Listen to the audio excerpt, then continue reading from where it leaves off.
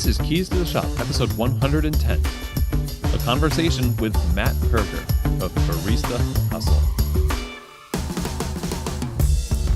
Hello, everybody, and welcome to another episode of Keys to the Shop, where we give you insights, inspiration, and the tools you'll need to grow as a coffee service professional. My name is Chris DeFirio. I'm your host. Excited as always to have you along. I hope you're having a really great day. Today we get to have a conversation with one of our industry's most influential people. That is Matt Perger, the founder of Barista Hustle.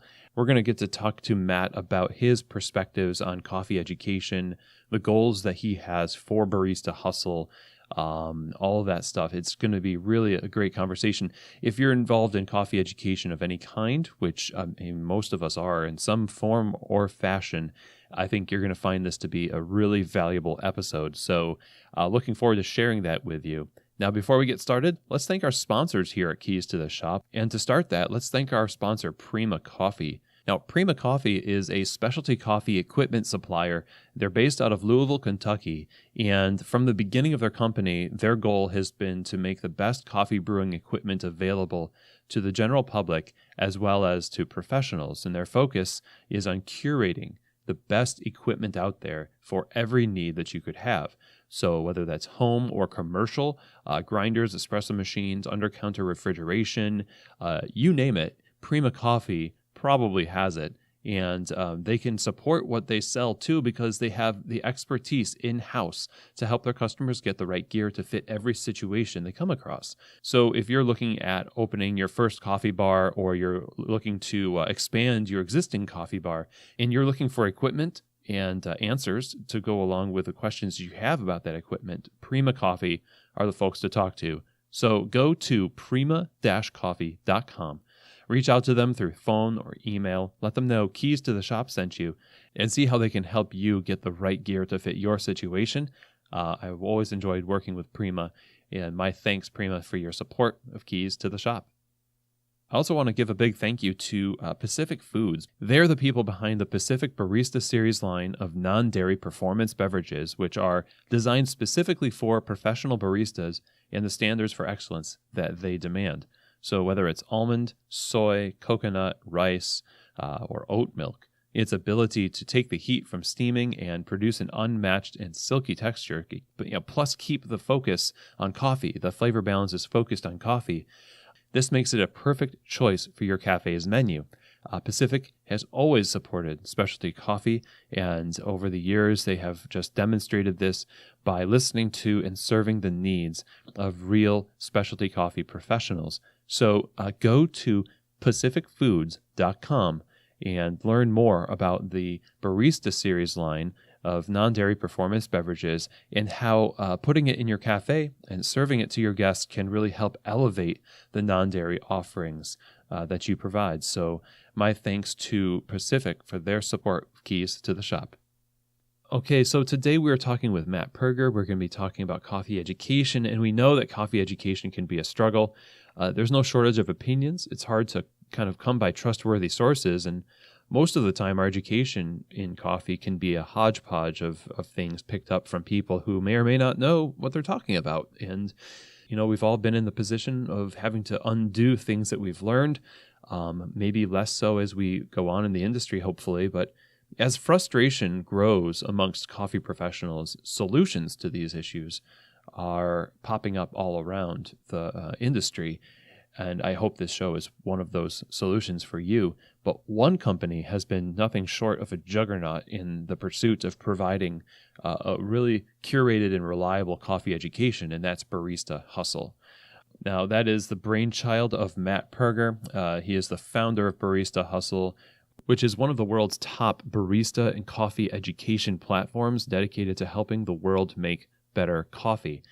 Matt Perger has a long history in coffee, over 10 years as a professional in the industry, doing everything from barista, roaster, green buyer, business owner, researcher. He has worked closely as a partner with Sensory Lab Coffee Roasters and also with St. Ali in Melbourne, Australia.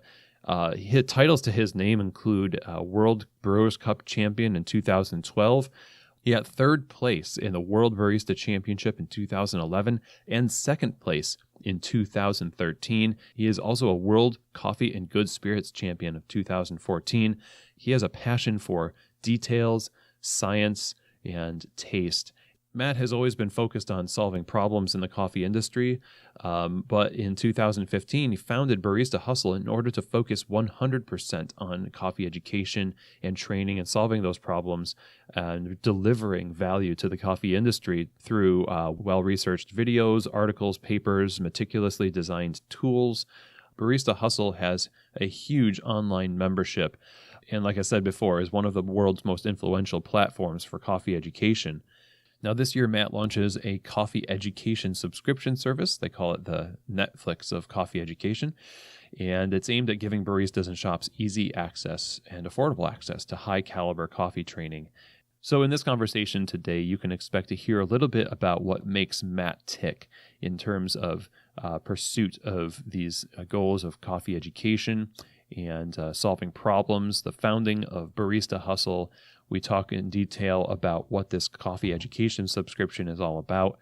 And we hear from Matt about his philosophy on education and where he thinks we should focus our efforts as professionals in the retail setting when it comes to having better standards for learning and education as an industry. So you're not going to want to miss this. This is really a great conversation with someone who's doing amazing work. So without further ado from me, let's get right to this interview with Matt Perger of Barista Hustle. Matt Perger, welcome to Keys to the Shop. I'm really honored to have you on the show. Thank you. Thanks for having me. It is quite early where you are. I hope you've got coffee in hand.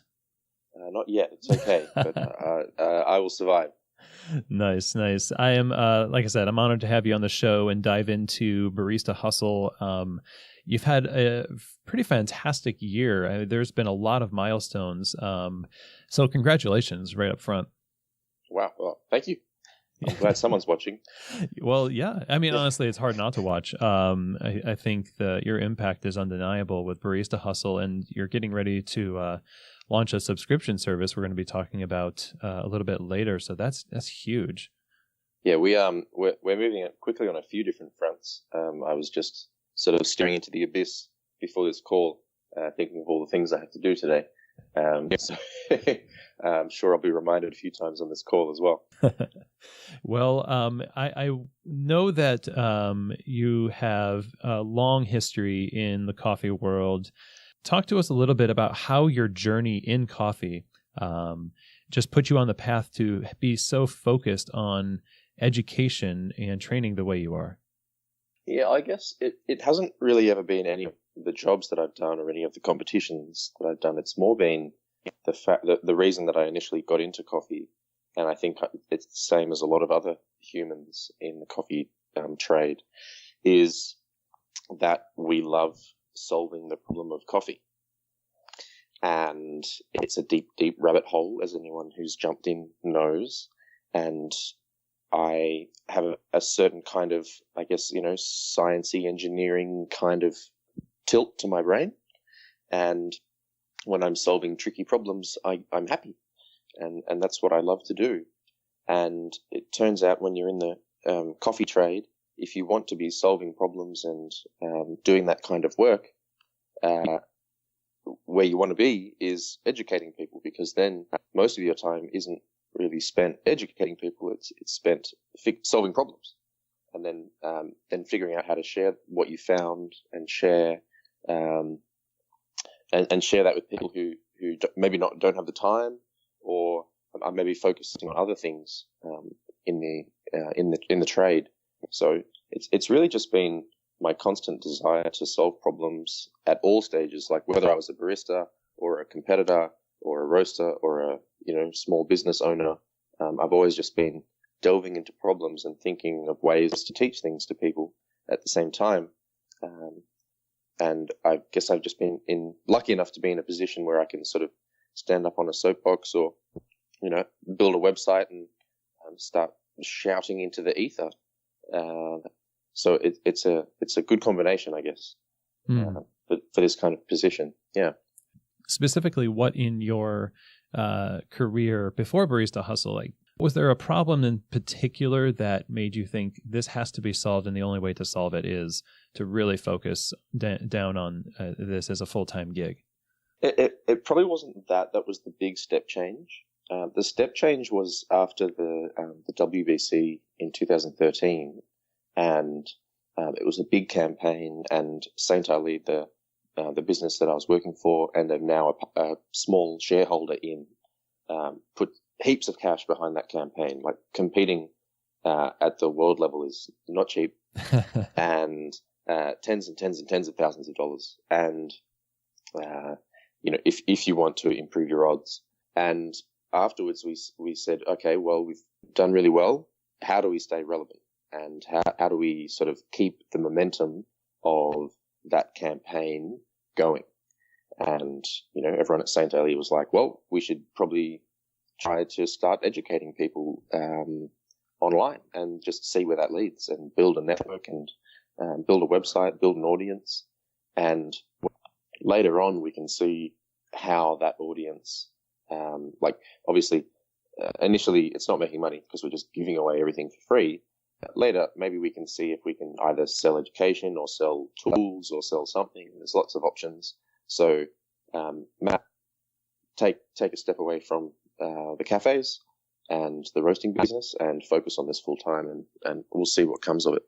Now, the campaign you're talking about had to do with using the EK as your espresso grinder.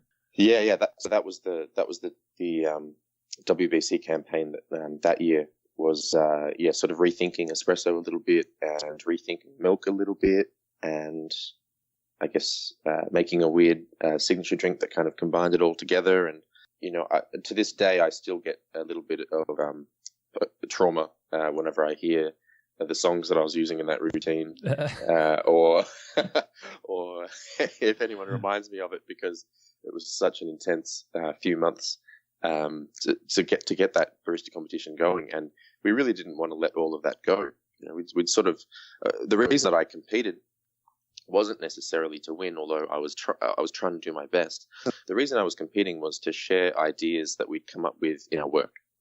So, what cool things had we come up with this year, or what ideas or what techniques had we recently developed in our work wherever I was. So that was my way of sharing my work on the barista competition stage.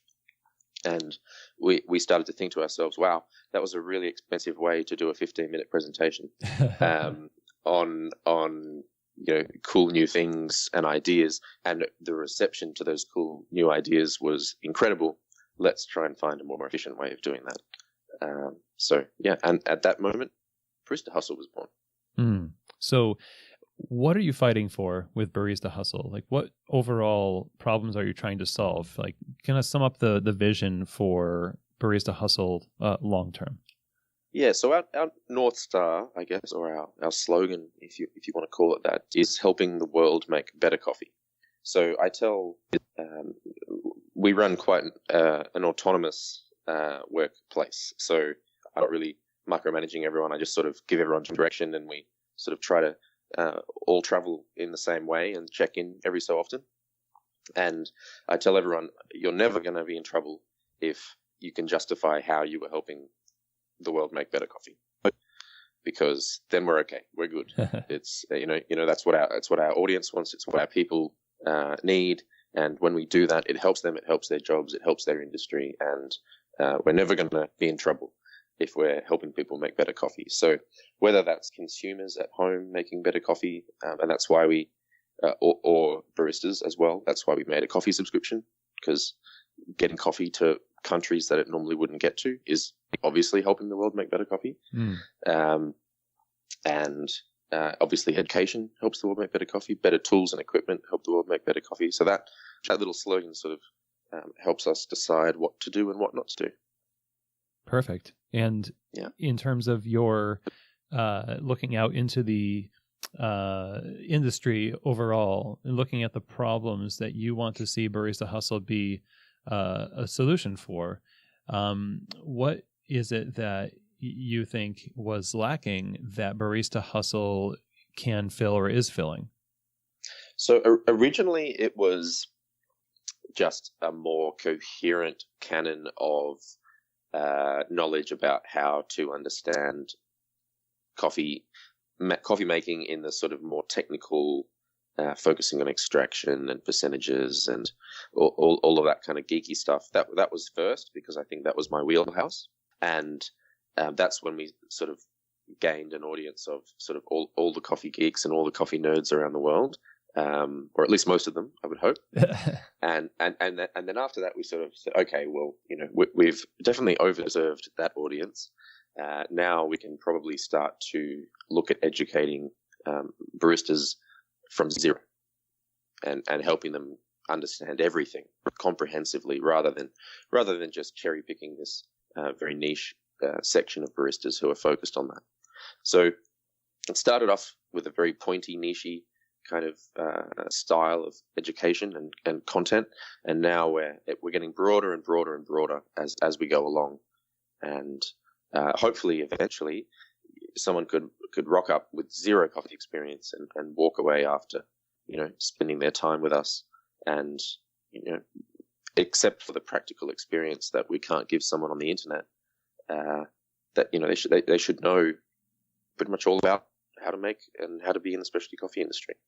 I imagine for a lack of education, a lot of people are just making bad coffee with good coffee. That's, definitely gotten better since companies like Barista Hustle have been around, but has to be partially a motivating factor of seeing just coffee get butchered at the hands of people with good intentions, but lack of education. Yeah, and then there's obviously a couple of epic home baristas who are making great coffee with terrible coffee. So hats off to them. But most of the time, coffee is still pretty yuck most of the time, and there's a lot of work to be done. Well, so in the course of helping the world make better coffee, you developed a ton of different resources and products to do that, a lot of them free. And just recently, you've started to do pay for access stuff, which is great because, it takes money to actually dive into things further. It's absolutely necessary. But your resources have impacted the community in a massive way, and there's so much material. There's so many different topics to choose from. How do you decide what to focus on in the material, stage by stage? Yeah, paid content is honestly the best thing we've ever done. I'm so much more happy with the quality of the material we put out. Like, we hire a professional editor, the same editor that does Scott Rao's books, for example, pores over every word that we release for the paid courses, because we can now afford to do that, and it's wonderful. So it's we're professionals, we're not bloggers. So how do we figure out what's next? So that was our very first course was advanced coffee making, and that was for that little pointy end of the market that I was talking about. And that was who we had built up the most goodwill with, I think, and trust. So we decided to build the advanced coffee making course first, which is kind of everything we've been talking about and more in the very technical and advanced end of coffee making, and that was quite popular with our existing audience. Then the second course we did was we wanted to sort of get the rest of the baristas a little bit more excited. So baristas who maybe weren't as interested in advanced technical coffee making, who were maybe more interested in latte art, and maybe try to push them a little bit to learn about the things that they're interested in. So we decided to make a course called Milk Science and Latte Art, and that goes all the way down to the micrometer scale of foams and emulsions and surfactants, and if you're going to deal with milk for your job, here's all the knowledge on milk. Let's go super deep there, and then also latte art and how to do latte art from first principles. And then after that, we thought, okay, well, we've got enough material to do this subscription thing that we'll probably talk about later. What would be the first course that businesses need now? If we're going to sign up businesses and say we're going to be your education supplier, at least for all the online stuff, what's the course we really, really need? And we all agreed after talking to a few people that we need a course that's like basic barista professional. So, how to follow a recipe, not how to make a recipe. How to do everything on an espresso bar, so you're not a muppet on your first day on the job, and nobody, you don't leave, and everyone on shift thinks you're a dingus. So all of that knowledge of how to just get the job done is what we're doing next. And then honestly, Chris, after that, the sky's the limit. We're just going to focus on keeping our customers happy, I guess. And whatever they need to learn the most is what we will try and research and put together next. I know that you beta test a lot of the material. You have a group of people who you send the material out to before it's published. Is that the method you use, and are there other methods you use to basically prove the concepts that you're teaching in the courses? Like, how do you determine what the best practice is for the milk course, for instance? Yeah, so we are so lucky that we have a group of people, just an insane group of people to help us with beta testing completely out of goodwill. And there's like 2 WBC champions in there, a bunch of judges, like world level judges, a bunch of SCA accredited trainers from around the world, business owners, roastery owners, like the whole gamut of coffee people are in there, and they tear things up as well. They really push back if they think that we're not doing something right. Apart from that, we just try to do as much research as we can on best practice and existing, like what are the best venues in the world doing? What would the best baristas in the world not want their staff to be doing? Those kinds of questions. And then there's also some moments where we take a stand and either try to push people a little bit further with, we think this is baseline and we think you can do better here. So this is what we're going to recommend as, acceptable. And sometimes we also pull it back a little bit because we think it might be a little bit too overzealous. Existing rules might be a little bit too overzealous. So we're just trying to come up with what we think is the most sensible. And we're also open to change. If someone comes back to us with comments, like there's comments on everything, people can come back and say, "Oh, I think this is wrong. I think that's stupid. In our venue, we do this." Then we'll sit down and have a talk and say, "Okay, yeah, that makes sense." But because there isn't any existing sort of science, like hard science on a lot of how to make coffee stuff, we're really relying on best practice from, I guess, the industry's best and brightest. Right. Well, you're really heavy on the science end of things, though, even that there is a lack, of scientific basis for a lot of what we do so far. I mean, you're helping in that regard with, promotion of, specific tools for measuring coffee, and you've taken a lot of stances on that. And I've read here and there people's responses and the side of coffee where it's all about intuition or, just you let your taste be the guide. And, there is got to be a place for intuition and not trying to narrow it down to a scientific method every single way. Or is that the best way? Like, what is intuition's place in the cafe when it comes to education? I think, not to discredit Jeremy and the team, we have a ridiculous number of links and scientific papers that we reference in the courses. Mm-hmm. Maybe too many sometimes, because we don't want to seem like we're being cowboys and cowgirls and just throwing out what we think is the correct information. Like we are pouring through literature to come up with fact, but at the same time, there is still a lot of intuition and anecdotal evidence that goes into making coffee. I have to admit that almost all of the stuff that I was teaching on Barista Hustle for the first few years, all the free stuff, was based on my professional, I would like to think thorough, but not quite, blind or scientific. I couldn't write a paper and get it peer reviewed about the things that I was teaching. But after sharing it a few times with people, in various places around the world, and thinking about it very hard and doing some tests and double checking my assertions and ideas every day while working, if you're making 600, 800 coffees a day, there is a certain amount of anecdotal evidence that becomes pretty good data. If you're open to it, like there's still biases, like you might come up with a hypothesis, and then you might be biased to think that you were right, of course.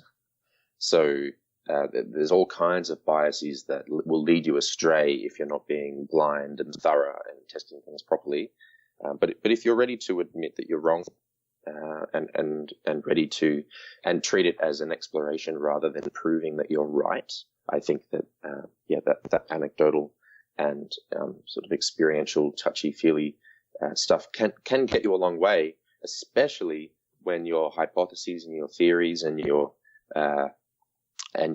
little experiments that you run throughout the day, if they're grounded in science, if you use a sound chemistry or engineering sort of reasoning to come up with them, then you're probably going to be going in the right track.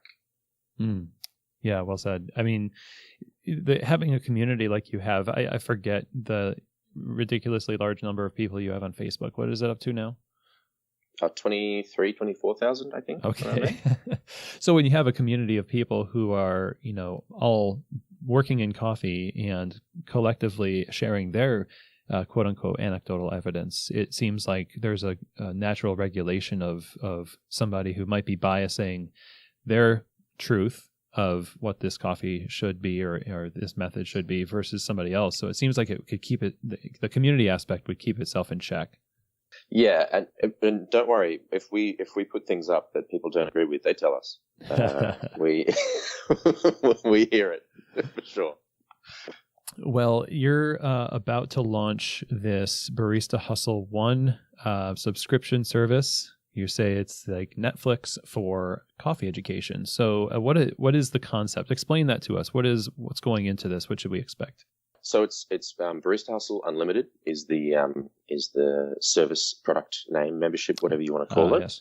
And the next course that we're making is called Barista 1, as in the very basic barista course that you would do first is called Barista 1, and that's coming out in 3 weeks or something. Cool. We're getting there. And so the idea was that we were selling these courses at a price that we thought was fair, which was, I think, for the advanced coffee making course, $150 US, and for the latte art course, $99 US. And if a business wants to put all their staff through that, that's a really big upfront cost. And it's a bit daunting, and they kind of don't want to do it. So we have a couple of emails with them, and they drift off because, you go to the CFO or you go to the person who holds the strings to the coin purse, and they go, nope. Mm-hmm. Yep. We do not need to invest that much money in some online courses for our staff. Go away. Mm. And we had all of these managers or head baristas emailing us being like, guys, we want to do it, but how do we do it? And we decided, okay, we've got two big courses now. That's about 60 hours, maybe 50 hours of contact time of education already. Like, these are not short courses. They're about 30,000 words, 40,000 words each. Oh, that's great.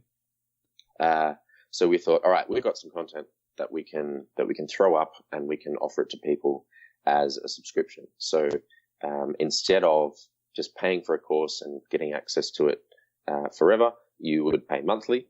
And as long as you're on the subscription, you would get access to everything. And we just threw that up, and we said, hey, who wants to join in? And sort of did a early adopters launch, I guess you could call it, to see what the response was like. And I think within a week we had 150 people signed up, and within 2 weeks we had about 220 or so people signed up, and our target was 300, and we were like, oh, okay. Looks like this thing is going to roll. The target of 300 was Jeremy, our sort of head of education, ex-Proofrock partner with, right. founder with Gwillem, and SCA trainer and judge and all that kind of stuff. And that's his sort of salary. And if we have 300 people in there, we can devote Jeremy 100% of his time to just serving those people and making sure that they're learning the things they want to learn, having the questions answered that they want to have answered. So one half of this is our online courses, the sort of monolithic or the progression between the courses that we want to make, and we have a roadmap of courses to release based on who wants what next. And the other half is in between those courses, because they do take us a little while to make. We're also going to be answering questions. So we're going to build what we're calling a knowledge base. So it's not really a forum. It's not really a consulting service. It's more, please ask us questions, put the questions up. You can upvote other questions, and then we'll focus on them more when they have more votes, kind of scenario, like an AMA or whatever you would want to call it. And we will spend a certain amount of time every week going through those questions and answering them as best we can. And if we don't know it, we'll research it, or we'll ask someone else, or get a consultant in, or just try to do our absolute best to answer everyone's current questions at the same time as building the coursework. And sometimes we'll be able to answer those questions by pointing people back to the coursework, and sometimes we'll have to do new primary research or secondary research to get resources that we need. But the more subscribers we have, the more quickly we can release courses and keep everyone happy, and the more time we can spend each week on answering burning questions that people have now. Because you can't answer everyone's questions with a course, but we can try to answer their questions and use that also as a tool to guide where our more formal education will go next. Okay, yeah. So all this is pretty flexible. Questions. It's quite flexible, and really we just want to make these people happy and give them as much education that they need as possible. So focusing on business education, focusing on cafe management and finance and cost of goods, and I don't care if we hire some hospitality expert from Intercontinental for a month to help us with what is world-class hospitality. Okay, great. And then we just keep pushing as hard as we can to help all these people. And the subscription business model, honestly, is the best way to do that compared to how we were doing it before. Before we'd be busy launching this course, the cash flows getting lower and lower. We launch the course, and then cash flow comes in, and then we go, right, let's build the next course, and then we're getting towards the end of the next course, and cash flow is getting really low, and we're all stressed out. And we launch the next course, and then maybe sales aren't as great as the first one, or something happens, or it takes longer than we thought, and everything's stressed, and I can't hire as many people as we want. But with this subscription model, we know what our cash flow is, we know what the commitment is from everyone, and we can go ahead and hire people, or get consultants in, or make sure that we're really serving people. And it's completely flipped our mentality for how much we can do for everyone, which created this knowledge base idea. So when you're looking at the end users, when you're looking at the owners who are using this, for instance, to help educate their staff and cut out some of the cost of education and the hours of training, et cetera, is this meant to completely replace training or to be supplemental? What's the intended effect? Yeah, we completely understand and know that online training isn't everything, and it cannot replace practical measures. And I think we could prove that by giving people a milk steaming course and then throwing them on a machine and seeing how they go. We know, we all know how that's going to turn out. So we're not pretending as though we're the be all and end all of coffee education.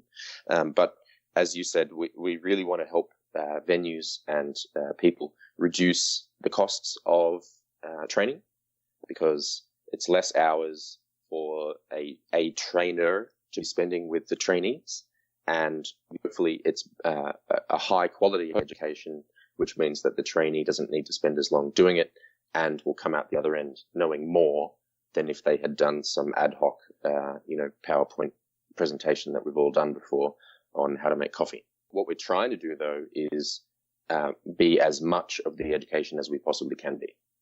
So we're shying away from trying to cover as many bases as we can, because then we're more useful for people. And we want to include, tips and tricks for how to train different things for trainers.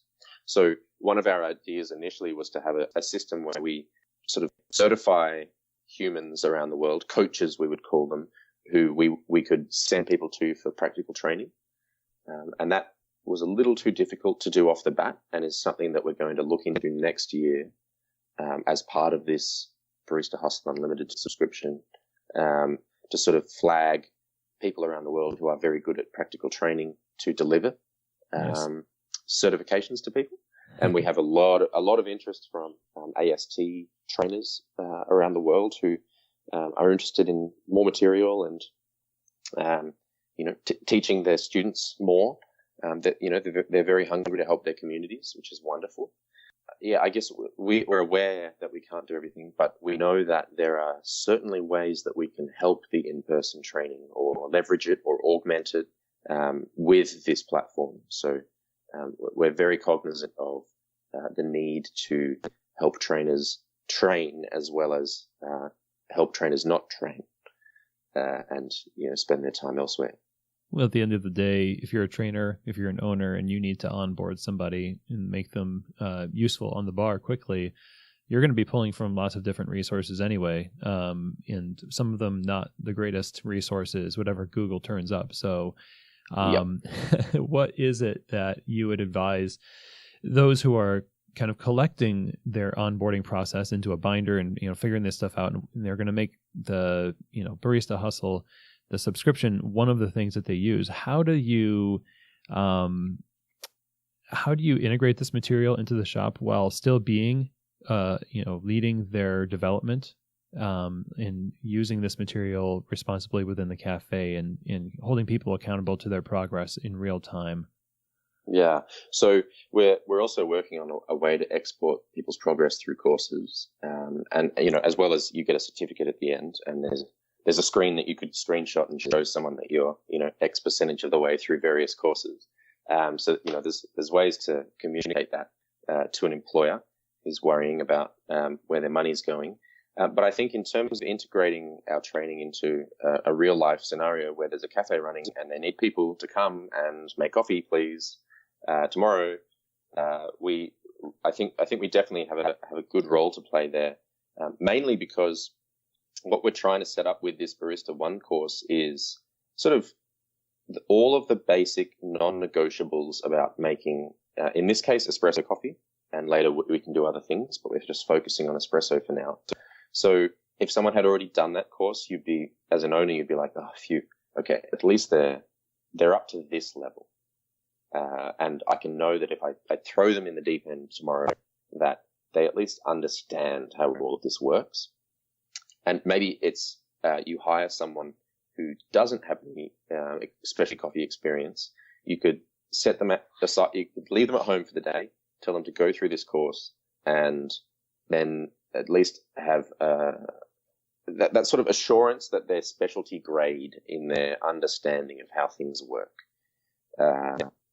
So we understand that we would never be able to have a custom course for every cafe to deliver to their staff about how they do things differently.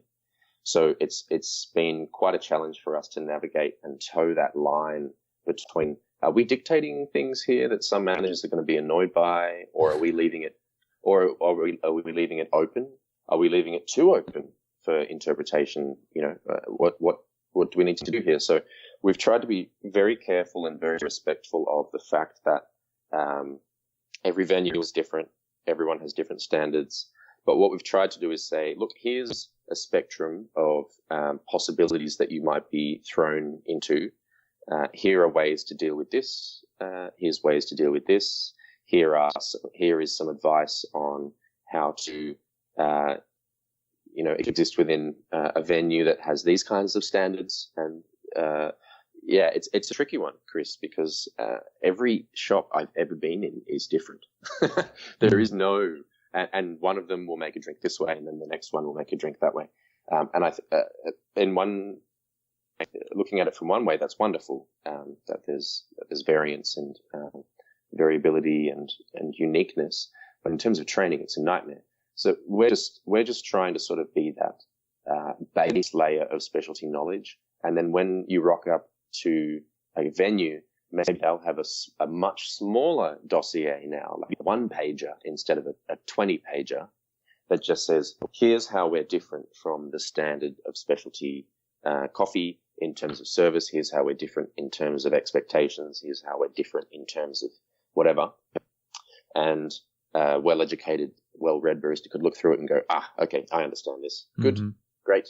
Here's how now I know how to execute well for you, my new employer, or maybe brief employer for the day. Let's roll. Let's do this, and then smash it out. That would just be a wonderful world, because no call, no shows happen. People get sick. People leave. Turnover's a reality. We all get it. It's real out there. Well, in the same way that you're freed up with your work to be able to focus on these courses, more so now than you were before, baristas and owners can be freed up to focus on developing their businesses and representing specialty coffee to their customers in a much more effective way, when it's really critical that we do so in the industry we're in now, where things are coming into shortages, the C market's dropping, and this kind of material can really help alleviate some of the stress that, question marks that people have about that very issue of turnover and the cost of labor and staff. Yeah, absolutely. And we want one of our sort of missions, silent missions in this. So don't tell any employers of cafes about this. We would love if a barista that's been on our subscription for a while and they've gone through a lot of our courses and learnt a lot of things, we would hope that would help the venue that they're in make more money and be more profitable, and everyone on staff is more cognizant about how the venue runs and how business realities. That's all good, and they'd be more profitable and be making more money. But at the same time, because now they're more skilled, those baristas should be able to earn more money. Mm-hmm. Agreed. And I know that's a scary thing for some venue owners.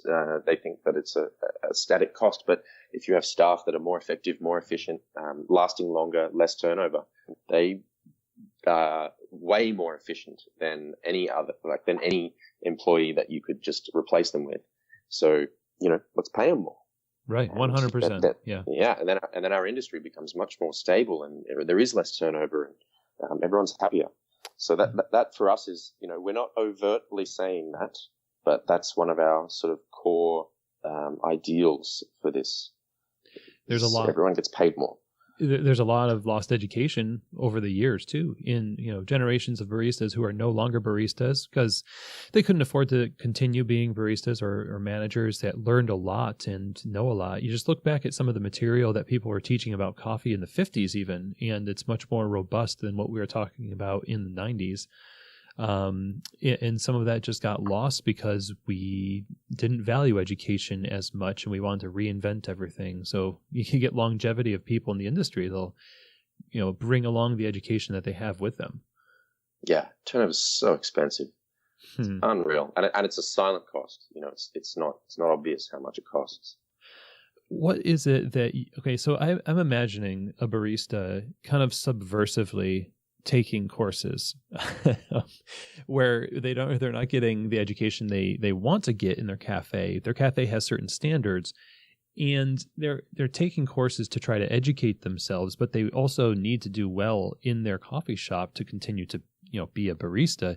What advice would you give those who are kind of at their wits' end and have found this great resource in Barista Hustle and need to educate themselves but apply it in a way that doesn't get them in hot water with the standards they're having to work with in their cafe? Yeah, I guess that there always seems to be that respect of the current norms and standards. I guess what we're trying to help people with is initially we're just doing the hows, which is makes it really difficult for us to, as I said, we're towing that line between telling people what to do and telling people to listen to their manager and do what they say. So when we're doing a course that's primarily how, it's hard for us to help anyone change their ways, because now it's just our how versus someone else's how. But we're hoping that soon, as we grow the amount of material that we have on offer, and we have more people to talk to and bounce off in that community, we're hoping to be doing a lot more work on, here's a framework for, let's say, how to understand how to pull shots and do it quickly. And here's a spectrum of ideas about how to do it this way, how to do it that way. Here's pros and cons. Here's a video of someone doing this one and a timer. And here's a video of someone doing this one and a timer. And hopefully we can get to the point where, we can say, look, here's option A, option B, and option C, and the pros and cons, and take this to a manager maybe and show it to them, or try it out on your bar tomorrow, see if it works with your flow. And if it doesn't, that doesn't matter.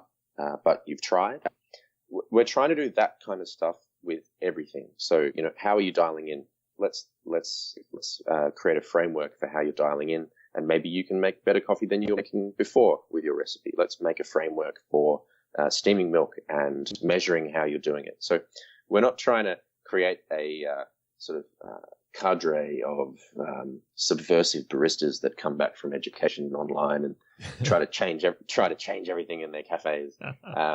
What we want to do is help everyone understand what they're doing and why they're doing it, and give them frameworks to understand how they can adjust and change if they feel as though they need it.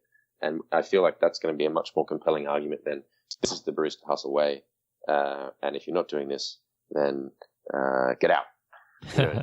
We don't want you to be one of our students or in our community. So I guess we're just trying to be very sensitive to all that kind of stuff. That's fair. That's great. Yeah. So, how would you love to see the industry, quote unquote, like global cafe, barista, coffee industry, approach learning and education? Like, what practices and ways of thinking should we avoid, and what should we adopt instead if you had your way? Well, I think more standards would be good, which I guess is some of the stuff that we're trying to create, I guess, and adhere to. Because once you have standards, then when you deviate and when you create uniqueness and diversity, it's deliberate.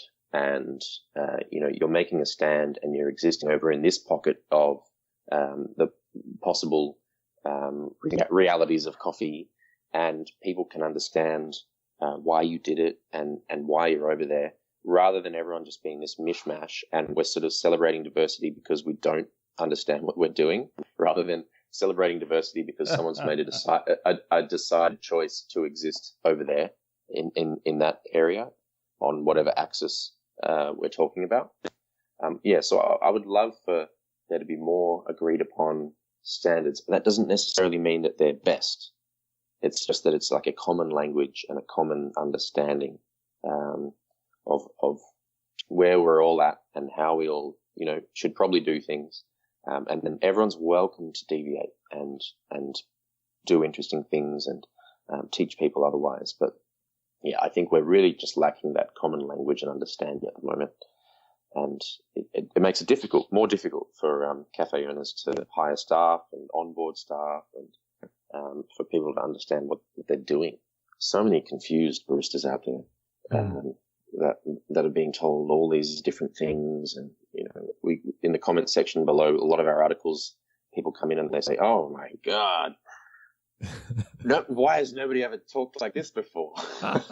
This is music to my ears. This is rationality and, just the basics and, fundamentals. So I think that for me would be nice. We don't need to reinvent wheels and go deeper into, paper filter types and water temperatures. We just need to get the basics under control on a wider level.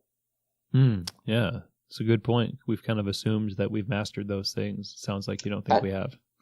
Yeah, and second to that, I would love for education to focus less on finicky things. I know I'm like the king of the coffee nerds in a way with the courses that we've made, and I don't want to step away from that at all. But what we're trying to focus on is business education, which your podcast also is focused upon. Mm-hmm. It's a reality. It's a business. There's money. There's people. How do we make this work? I would love for there to be more financial understanding and sort of just basic cogs and weight, like what is a wage cost, and have people understand that, because then there's so much less friction between staff and owners when everyone is looking at the books as well. Yes. Yes. And people understand what's going on, because then it's not this black hole of money and my manager or the owner never, they're not buying us this new Synesso, screw them. Really it's like a week to week business. It's true. Yeah. They're not like making money hand over fist necessarily. No. So I would love to see more financial literacy is the term that I was trying to come up with before. That would be just marvelous. Great. Yeah, those are worthy goals. What is next for Barista Hustle? I know you touched on this as you move forward with your projects. What's next on the docket? What can we expect, and how can we stay in touch with all of that? Well, in helping the world make better coffee, that's a big world, and we are branching out into a lot of different languages. So that's why I'm busy building a new website at the moment, because our old website wasn't multilingual or multi-currency. So essentially we've got, I think, about 8 partners now in different languages: Japanese, Russian, Korean, Spanish, French, German, maybe Indonesian. Like, we've got a whole bunch of languages on the way. Very cool. Which isn't really exciting to everyone listening to this podcast, but that's part of our mission, is to spread this further, and we need other languages to do that.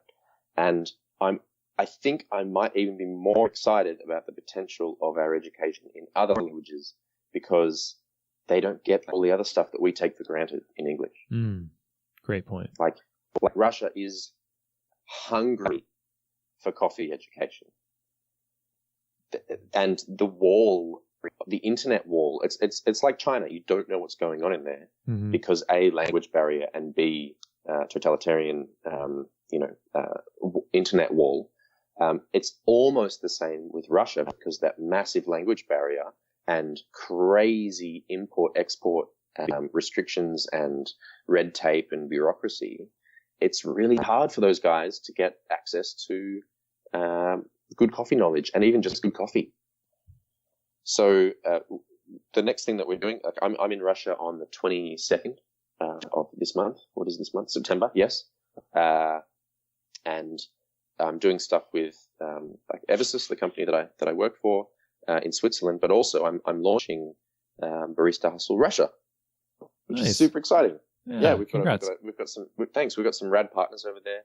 And later in the year, we'll do Japan as well. Japanese is coming pretty soon.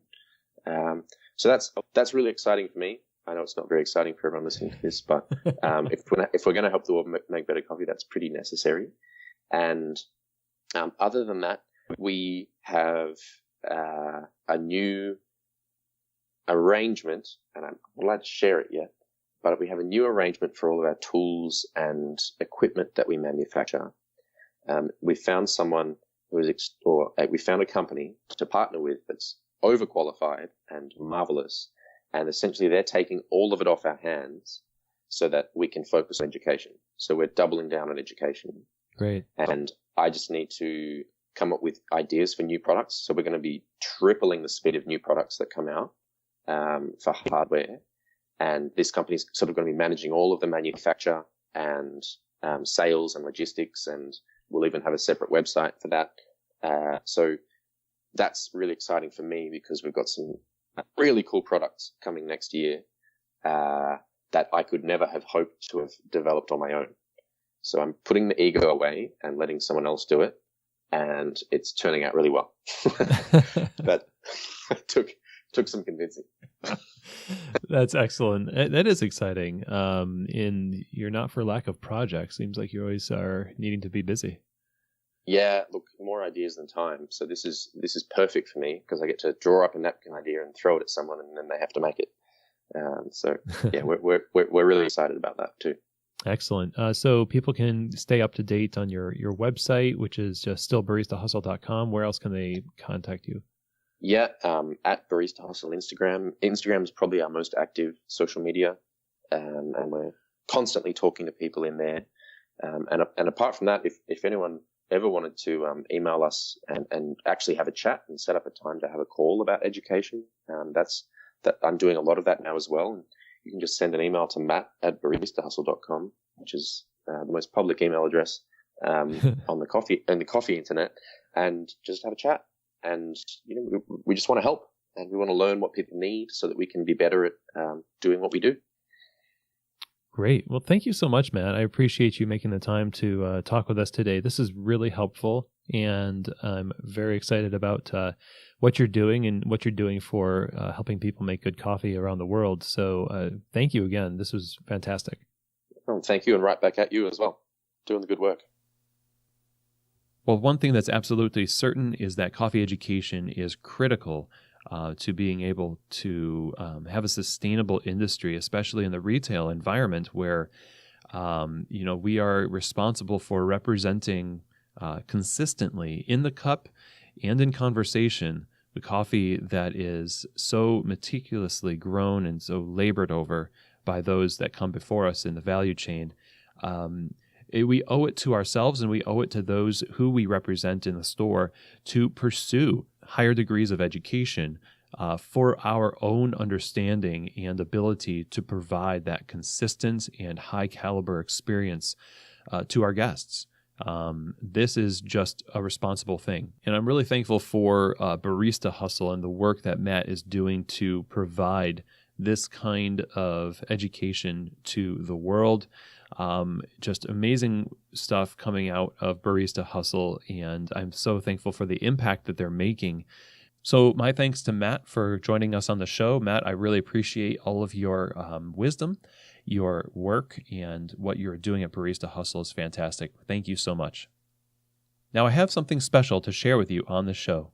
I have recently been in communication with a fellow coffee podcaster named James Harper, and he is based out of Germany, and he is the host and creator of Filter Stories, and is essentially a radio drama style storytelling podcast. You can think about NPR's This American Life as an example of what James is going for in this podcast. But the goal is to be able to tell stories of the coffee industry that don't normally get told. And I have really enjoyed the episodes that I've listened to so far. It's a brand new podcast, and we are going to have James on the show for an interview about the power of stories. Now, in order to give you an idea of what to expect from James's podcast, Filter Stories, I'm going to play a clip from the inaugural episode of Filter Stories, where James tells the story of Martin Shabaya, the Kenyan barista champion, and his journey to the World Barista Championships. So here now is a clip from that episode. I ask Martin what his plans are. Hey, I have a lot. It's huge and it's getting brighter. I really want to own at least something, like a coffee shop whereby I'll try to share whatever I've learned in this industry. Martin could have chosen a different dream. He's going to struggle to open a cafe in Kenya. At its heart, Martin has to solve a riddle. Kenyans don't drink coffee. A very small percentage of Kenyans are having Kenyan coffees. Mostly because Kenyan coffee to us is expensive. The ordinary Kenyans can afford $1 or less, 40. But coffee is mostly, the cheapest is $2. Imagine if you earned $1 an hour, the average Kenyan wage, and a shot of espresso cost you $2. Would you work for 2 hours for a single shot of espresso? But maybe Martin's onto something with these competitions. Could you say that someone from Kenya doing very well at the World Barista Championships, would people switch from tea into coffee? It will capture a lot of people actually, because myself, I've really converted a lot of my friends. But now if we perform better in the world stage and then it's being advertised well, and then people will want to know, where can I get these award-winning coffees? So you're saying if you can do well at the World Barista Championships, then you have a much easier time opening a cafe in Kenya. Yeah, that's exactly right. Can Martin do it and become the first African competitor to ever make it past the first round of the World Barista Championships? I'm James Harper, and this is Filter Stories, the untold stories hidden in your cup of coffee. The year is now 2016, and Martin's back in Kenya working hard to improve his performance routine. Well, I really love the format that James has here. It really draws people in, and it just pays so much homage to the actual drama that is playing out here for Martin and all of the people that James focuses on in his episodes. He does an excellent job telling their stories through this podcast, and stories are part of community. Our community in coffee and between baristas and customers and in our cities are made stronger when we understand the story of those with whom we interact on a daily basis. So I can't wait to have this conversation with James.